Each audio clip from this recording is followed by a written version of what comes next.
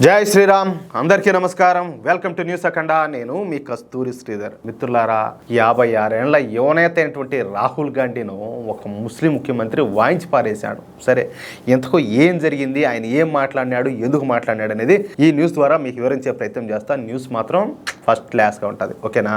మీకు అందరికీ తెలుసు, పోయిన సంవత్సరం జరిగినటువంటి పార్లమెంట్ ఎన్నికల్లో కాంగ్రెస్ పార్టీకు 40 సీట్లు కూడా రావనుకున్నారు. కానీ అందరినీ ఆశ్చర్యపరుస్తూ కాంగ్రెస్ పార్టీకు 99 పార్లమెంటు స్థానాలు వచ్చాయి. ఇదేంద్రా స్వామి, 40 కూడా రావనుకుంటే వీళ్ళకి 99 పార్లమెంటు స్థానాలు ఎట్టొచ్చాయని చెప్పి కూడా కొంతమంది అనుకోవచ్చు. అందుకు కారణం వచ్చేసి అబద్ధపు ప్రచారాలను చేయడమే. అర్థమైందా?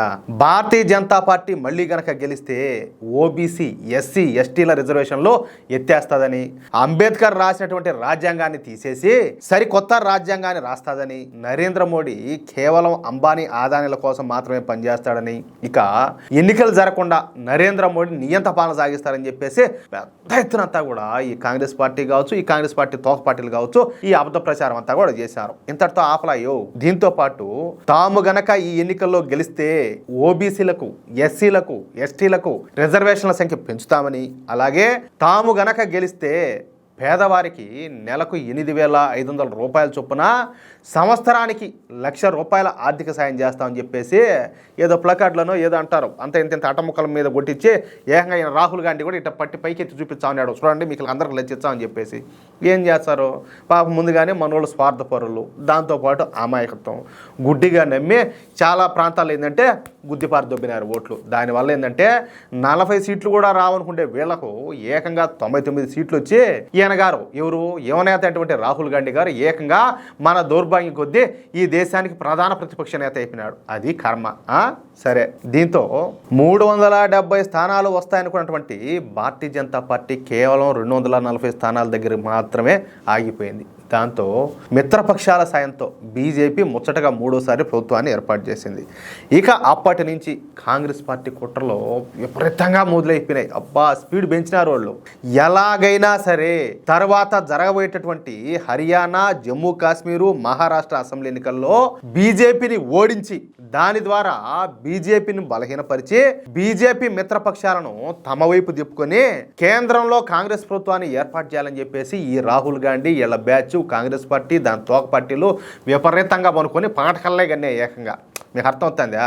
ఇప్పుడు ఓయమ్మ అప్పటికే 99 సీట్లు వచ్చిన దానికి వీళ్ళు ఆగల నిలబడాల. అసలే గెలిచింది మేమే గినట్ట అంటే ఒరే స్వామి, వీళ్ళు కాదు ఎక్కాలు నేర్చుకున్నారా లేదా, వీళ్ళకి అసలు 1-2 వచ్చాయి లేదా, 240 ఎక్కువ, 99 ఎక్కువ, 240 వచ్చే వాళ్ళే వాళ్ళు సైలెంట్గా వాళ్ళు ఉంటే 99 సీట్లకి వెళ్ళిన అసలు పట్టుకోలేకపోయినాం. గెలిచింది మేమేనంటారు, ఇంక అధికారం మాదేనంటారు, మా రాహుల్ గాంధీ లేచే మనిషి కాదంటారు, వీళ్ళు బండా కథలు, వీళ్ళ బెళ్ళప్పులు, వీళ్ళ పొకండాలు సాధ్యపడలా, జనాలు తట్టుకోలేకపోయినారు. తట్టుకొని ఇలా పొర్రపాటును గనక ఇందాక నేను చెప్పినట్టు ఆ హర్యానాలోనో లేకపోతే మహారాష్ట్రలోనో గెలిచుంటే ఇంక బతుకులే, ఇంక బతకనిచ్చి ఉండరు. అయిపోయింది, ఇంక బీజేపీ లేదు, మోడీ లేదు, ఇంక వాళ్ళకంతా అయిపోయింది. ఇంకా మా ఏళ్ళ రాహుల్ గాంధీ ఆయన ప్రపంచ నాయకుడు అయిపోయినాడు, ఆయన స్థాయి, ఆయన రేంజ్ పెరిగిపోయిందని చెప్పి ఏమే ఇప్పుడు ఎవరైతే బీజేపీ సపోర్ట్ చేస్తున్నారో ఏదో విధంగా నయానో భయానో ఆ పార్టీలను కూడా ఏదన్నా లొంగ తీసుకునే ప్రయత్నం చేసి ఎట్టో ఒకటి వీళ్ళు కేంద్రంలో అధికారంలోకి వచ్చే ప్రయత్నం చేద్దరు. కానీ ఏమే పరిస్థితులు అందుకు పూర్తిగా వ్యతిరేకంగా మారిపోయినాయి. గ్యారంటీగా గెలుస్తాదనుకున్నటువంటి కాంగ్రెస్ పార్టీ ఈ హర్యానాలో ఓడిపోయి భారతీయ జనతా పార్టీ మెజార్టీ స్థానాలను సొంతం చేసుకుని ప్రభుత్వాన్ని ఏర్పాటు చేసింది. ఊహించలా ఎవరు కూడా, పట్టే దుమ్ము లేసిపోయింది అట్నే. ఇక జమ్మూ కాశ్మీర్లో సైతం భారతీయ జనతా పార్టీ ఏకంగా 29 స్థానాలను సంపాదించి ప్రధాన ప్రతిపక్ష హోదాను సంపాదించింది. జమ్మూ కాశ్మీర్లో 29 అసెంబ్లీ స్థానాల్లో గెలచడం అంటే ఏ మామూలు విషయం అనుకుంటున్నారు అదే. ఇకపోతే మహారాష్ట్ర విషయానికి వస్తే కాంగ్రెస్ మిత్రపక్షాలకు డిపాజిట్లు కూడా దక్కల. దీంతో ఈ యువనేత అయినటువంటి రాహుల్ గాంధీ నాయకత్వం పైన అందరికి కూడా అనుమానాలు అయితే ప్రారంభమైనాయి. అనుమానం ఏముండదు, ఆయన చెప్పు మామూలుడు కాదు కదా, ఆయన బీజేపీ స్టార్ క్యాంపెయినర్ స్వామి, ఆయన ఊరికి అట్లా అవమానించగాకండి. రాహుల్ గాంధీ ఒక అవివేకుడని, గెలిచే స్థానాల్లో కూడా, గెలిచే రాష్ట్రాల్లో కూడా పార్టీని ఓటమి పాలు చేశాడని చెప్పేసి వాళ్ళ మిత్రపక్షాలే నోటుకొచ్చేట్టు మాట్లాడడం మొదలుపెట్టారు. పాపం కదా, అందులోనూ అమాయకుడైపోయా మరి మాట్లాడొచ్చా? ఎంత మంచోడు ఆయన. బయట దేశాలు పోయి కూర్చొని భారతదేశాన్ని నోటుకొచ్చేట్టు మాట్లాడతాడు. ఎంత మంచోడు కాకపోతే అట్ట మాటలు మాట్లాడతాడయా? పార్లమెంట్ సాక్షిగా ఈ దేశంలో ఉండేటటువంటి మెజారిటీ అయినటువంటి హిందువులను నోటుకొచ్చేట్టు మాట్లాడతాడు. ఎంత అమాయకుడు కాకపోతే అమ్మాయి మాట్లాడతాడో మీరు కూడా ఒకసారి ఆలోచించండి. ఓరే హిందువులంతా సంఘటితం అయితే అంటే వీళ్ళందరూ కనుక ఏకమైతే మాకు మా పార్టీకి భవిష్యత్తే ఉండదురానే కనీస ఆలోచన కూడా లేకుండా ఆయన అమ్మాయి మాట్లాడినాడంటే ఆయన ఎంత అమాయకుడైతే అమ్మాయి మాట్లాడతాడు మీకు అర్థమవుతుందా? అది విషయం. దీంతో తమ మీద పడినటువంటి ముద్రను చెరిపేసుకోవడానికి మహారాష్ట్ర ఎన్నికల్లో అవకతవకలు జరిగినాయని, మహారాష్ట్ర ఎన్నికల్లో ఈ ఓటర్ల లిస్టులో ఉన్నటువంటి ఓటర్ల సంఖ్య కంటే ఎక్కువ మంది ఓటేశారంట. అదేవిధంగా ఈవీఎంలు బీజేపీకి అనుకూలంగా పనిచేసినాయని చెప్పి, అలాగే మహారాష్ట్ర ఎన్నికల్లో ఈ ఎన్నికల కమిషన్ పూర్తిగా భారతీయ జనతా పార్టీకు అనుకూలంగా వ్యవహరించింది, అందుకే కాంగ్రెస్ పార్టీ కూటమి ఓడిపోయిందని చెప్పేసి ఈ రాహుల్ గాంధీ ఈ మధ్యన ఏంటంటే పెద్ద ఎత్తున ప్రచారం చేయడం ప్రారంభించాడు. ఎన్నికలు అయిపోయి ఆల్మోస్ట్ సంవత్సరం కావచ్చాంది ఏమే ఆయన ఇప్పుడు మొదలుపెట్టాడు. ఎందుకంటే దగ్గరలో ఇప్పుడు బీహార్ ఎలక్షన్ వస్తుంది, అదేవిధంగా పశ్చిమ బెంగాల్ ఎలక్షన్ రానుండదు. ఇంకేందంటే ఒకవేళ అక్కడ ఓడిపోయినా కూడా ఏదో ఒకటి ఏదో ఒకటి కావాలి కదా, కాబట్టి ఈ విధమైన ప్రచారం మొదలుపెట్టాడు. తరచుగా ఇలాంటి వ్యాఖ్యలే చేస్తా ప్రజలను పార్టీలను నమ్మించడానికి విశ్వ ప్రయత్నం చేస్తాడు. అయితే ఈ కాంగ్రెస్ కూటమైనటువంటి ఇండి కూటమిలో నేషనల్ కాన్ఫరెన్స్ పార్టీ కూడా ఒకటి. ఏది ఇప్పుడు జమ్మూ కాశ్మీర్లో అధికారంలో ఉండదు కదా, అది.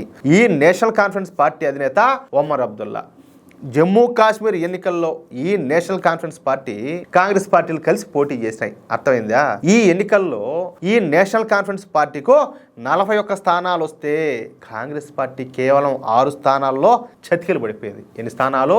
6 స్థానాల్లో. ఎక్కడ? జమ్మూ కాశ్మీర్లో. కానీ భారతీయ జనతా పార్టీకి అదే జమ్మూ కాశ్మీర్లో ఎన్ని స్థానాలు వచ్చినాయో తెలిసినా 29 స్థానాలు. అది తేడా. ఇప్పుడు ఈ 41కి అంటే ఎవరైతే అధికారంలో ఉన్నారో నేషనల్ కాన్ఫరెన్స్ పార్టీ ఉన్నది కదా, ఆ 41 స్థానాలకు భారతీయ జనతా పార్టీకి నేషనల్ కాన్ఫరెన్స్ పార్టీకి ఎన్ని స్థానాలు తేడా? 12 స్థానాలు తేడా. జమ్మూ కాశ్మీర్లో కూడా భారతీయ జనతా పార్టీ ఆ స్థాయిలో దూసుకుపోయింది. కాంగ్రెస్ పార్టీ ఏది 6 స్థానాల్లో గెలిచేటువంటి కాంగ్రెస్ పార్టీ ఎక్కడ? 29 స్థానాల్లో గెలిచేటువంటి భారతీయ జనతా పార్టీ ఎక్కడ?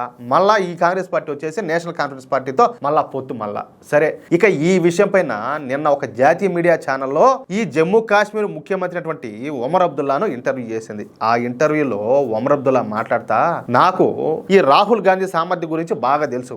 ఆయన ఎప్పుడు కూడా ఏ ఎన్నికలను కూడా బాధ్యతగా తీసుకోవాలా. తన చేతకాని తనాన్ని దాచిపెట్టుకోవడానికి రాహుల్ గాంధీ ఇప్పుడు ఈవీఎంలను తప్పుపడతాడు. కానీ అది అర్ధరహితం. అది అర్ధరహితం, అది కరెక్ట్ కాదు. ఒకవేళ ఈవీఎంలే గనుక సరిగ్గా పనిచేయకపోయి ఉంటే మా పార్టీ జమ్మూ కాశ్మీర్ ఎన్నికల్లో ఏ విధంగా గెలుస్తుంది? గెలిచేది కాదు కదా. అసలు మాకు అన్ని సీట్లు కూడా వచ్చేటి కాదు. మాకు అన్ని సీట్లు వస్తాయని మేము కళ్ళలో కూడా ఊహించలా. ఒకవేళ మాకు అన్ని సీట్లు రాకపోయినా, మేము ఆ ఎన్నికల్లో ఓడిపోయినా, నేను రాహుల్ గాంధీ లాగా ఈవీఎంల మీద ఆ తప్పు అయితే రుద్దేవాడిని కాదు. అర్థమవుతుందా? అలా చేస్తే అది నా చేతకాంతనం అవుతుంది. మనం ఎప్పుడైనా బాధ్యతగా ప్రవర్తించాలా. అసలు ఈ ఈవీఎం సిస్టమ్ తెచ్చిందే కాంగ్రెస్ పార్టీ. అర్థమైందా మీక? ఎవరో కాంగ్రెస్ పార్టీ తెచ్చింది ఈవీఎం సిస్టమ్ను. నేను గెలిచినప్పుడు ఎన్నికలు ఎలా నిర్వహించారో నాకు ఇబ్బంది లేనప్పుడు, ఒకవేళ నేను ఓడిపోయినప్పుడు కూడా వాటి గురించి నేను పట్టించుకోకూడదు కదా. అంటే గెలిస్తేనేమో ప్రజాస్వామ్యం గెలిచినట్ట, ఓడిపోతేనేమో ఈవీఎంల మీద పడ్డమా? ఏంది ఇదంతా కూడా అన్నట్టు ఆయన అర్థం అనమాట. అసలు పార్లమెంట్ ఎన్నికల తర్వాత ఇంతవరకు ఈ కాంగ్రెస్ కూటమికి సంబంధించినటువంటి ఏ ఒక్క మీటింగ్ కూడా జరగల. ఎప్పటి నుంచి? ఎలక్షన్ టైం నుంచి. ఇండి కూటమి కార్యాచరణను అసలు ప్రకటించనే లే. ఇది రాహుల్ గాంధీ యొక్క అసమర్థత.